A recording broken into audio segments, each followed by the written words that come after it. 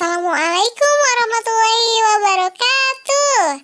Halo teman-teman, bertemu lagi bersama Yasna. Teman-teman jangan bosan ketemu Yasna ya.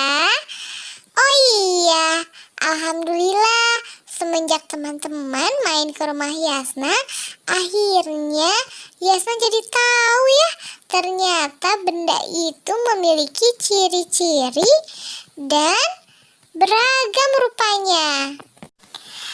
Nah, sekarang kita lanjutkan lagi teman-teman belajarnya tentang tematik muatan bahasa Indonesia kelas 2, yaitu tentang keragaman benda dan wujud benda. Teman-teman, keragaman benda itu dapat dilihat dari bentuknya dan wujudnya. Nah, teman-teman, berdasarkan bentuknya, ada benda yang berbentuk lingkaran, oval, kemudian ada yang berbentuk persegi panjang, ada yang berbentuk persegi, ada juga yang berbentuk jajar genjang, trapesium, dan segitiga.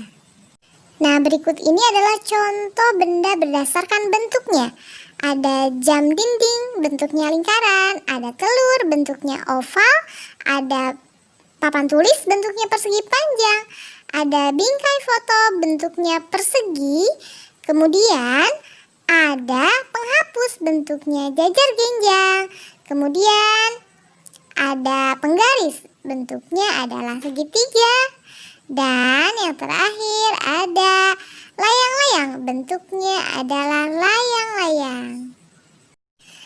Teman-teman, berdasarkan wujudnya, benda itu ada yang wujudnya padat, ada yang wujudnya cair, dan ada yang wujudnya gas.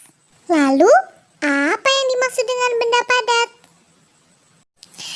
Benda padat adalah benda yang wujudnya padat, memiliki bentuk tertentu. Bisa saja sih berubah, tapi benda padat itu akan berubah ketika mendapatkan perlakuan khusus. Benda padat juga ada yang keras, ada juga yang lunak, dan ada juga yang lentur. Nah, sekarang kita lihat contoh dari benda padat. Ada benda padat yang keras. Contoh benda padat yang keras yaitu yang pertama pensil, kedua kursi, dan yang ketiga meja. Semua benda ini adalah benda padat yang keras. Lalu sekarang kita lihat contoh benda padat yang lunak. Contohnya adalah ada slime atau plastisin, atau yang sering disebut dengan malam dan tanah liat. Semua benda ini adalah contoh dari benda padat yang lunak. Dan sekarang kita lihat benda padat yang lentur. Contohnya adalah karet. Karet ini adalah contoh benda padat tapi lentur.